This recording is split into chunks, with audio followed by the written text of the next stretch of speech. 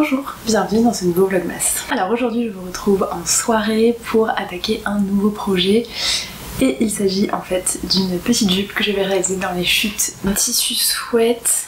Bref, le tissu que j'ai utilisé pour faire le sweat maro tout simplement. Je vous l'ai dit, il me restait une chute qui me paraissait plus grande que ce qu'elle était en réalité. Et je voulais faire une jupe dedans. J'ai essayé de faire la jupe et là, et en fait je pouvais faire la moitié de la jupe. Donc j'ai un peu lâché le truc et j'ai cherché ce que je pouvais faire dans peu de tissus, projets que je connaisse, etc. Et en fait je me suis rabattue encore une fois sur la jupe Caroline d'Atelier de Première. Je crois que ça va être ma 3e ou 4e version. C'est pour moi le petit patron de jupe basique parfait qu'on peut faire de mille et une façons. Là c'est la première fois que je vais la faire en maille. Donc ce que j'ai fait c'est que vous savez normalement sur la jupe il y a plein de panneaux différents. Là je vais juste faire un panneau pour le devant et 2 panneaux pour le dos. J'aurais aimé ne faire qu'un seul panneau pour le dos mais j'avais pas assez pour faire 2 fois la jupe au pli. Donc il y aura une couture dans le dos, c'est pas très grave. Je vais faire la ceinture en bord-côte. Je sais pas trop ce que ça va donner. Je pense que ça va faire un look un petit peu sportswear, mais écoutez pourquoi pas. J'avais tout simplement plus assez de tissu non plus pour faire la ceinture dans le tissu principal. Vraiment c'était... C'est vraiment parce que je voulais utiliser ce tissu jusqu'au bout parce que je vous assure que là il restait rien du tout. Mais je suis contente, c'est très cool. Et puis c'est l'occasion de faire une jupe un petit peu originale. Donc ce que j'ai fait c'est que j'ai pris ma jupe, donc le patron dans la taille que je fais habituellement, donc je crois que c'était un... Est-ce que c'était un 42 légèrement agrandi ou un 44, je sais plus.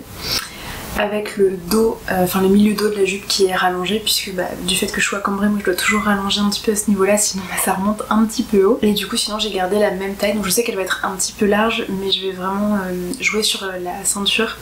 Je vais mettre un élastique à l'intérieur pour pouvoir vraiment régler à la circonférence que je veux.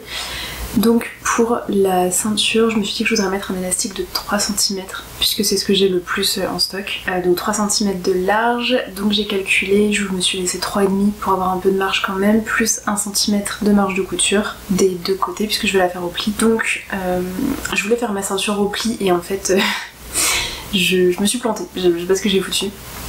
Donc c'est pas grave, j'ai fait du coup 2 rectangles de 44,5 par 9. Donc je vais les assembler, au moins ça rejoindra les coutures côté, ce sera pas si mal. Et puis voilà, écoutez, je crois que c'est tout. J'ai du coup déjà découpé mon tissu, je vous ai pas pris avec moi parce que c'était compliqué, c'était vraiment Tetris. En plus, moi ce que j'ai fait c'est que sur mon patron de la jupe Caroline, j'ai laissé tous mes panneaux distincts. Et simplement quand je les épingle, je superpose de 1 cm les 2 pages quand je veux effacer un panneau.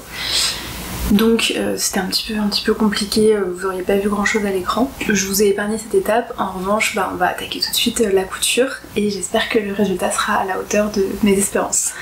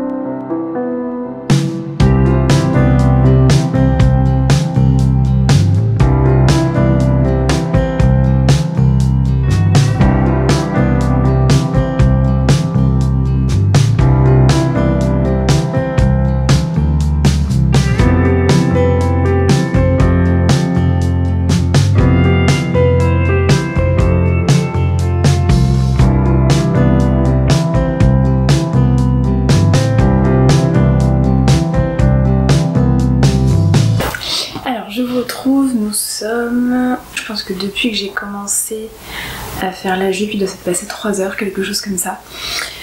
Donc le temps de découper les pièces, enfin décalquer. Non, décalquer je l'avais déjà fait, mais du coup de découper dans le tissu. Et puis de coudre, c'est un projet qui est vraiment ultra rapide.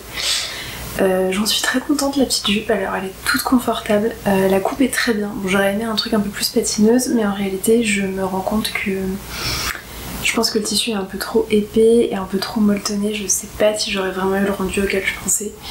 Donc finalement une petite jupe comme ça c'est très bien. Je l'ai pas encore essayé avec le pull, là je vous avoue qu'il commence à se faire tard donc je vais aller dormir. Mais pour les photos portées du coup j'ai mis avec ce pull-ci parce que comme c'est un bleu assez électrique je trouvais que ça ressortait bien avec la jupe un peu couleur rouille. Mais je suis très contente, écoutez, c'était vraiment un projet complètement imprévu mais je pense qu'en fait je vais bien la mettre cet hiver. J'ai pas encore essayé avec des collants noirs pour voir ce que ça donne. Peut-être que ça va trancher un peu ou sinon j'achèterai des collants marron tout simplement.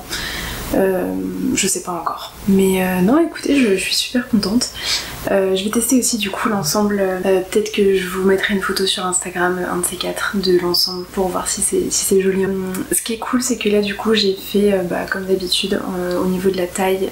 Déjà je savais qu'elle serait amplement assez grande pour que je rentre dedans. Vu que c'est ma taille normale pour du Chanetram et classer de la maille. Pour l'élastique j'ai découpé l'élastique à la mesure de mon tour de taille à jeun. Et j'ai un tout petit peu superposé, vous voyez, juste l'histoire de faire le point zigzag. Donc voilà, et je pense que c'est très bien. Enfin là je suis super à l'aise dedans, je peux mettre un pull dedans si j'en ai envie aussi. Donc écoutez, ça va me faire une petite jupe versatile pour cet hiver. Je pense que c'en est tout du coup pour la vidéo d'aujourd'hui, c'était une petite vidéo rapide. Je vous donne du coup rendez-vous demain pour le prochain vlogmas et je vous souhaite une bonne soirée d'ici là. À demain.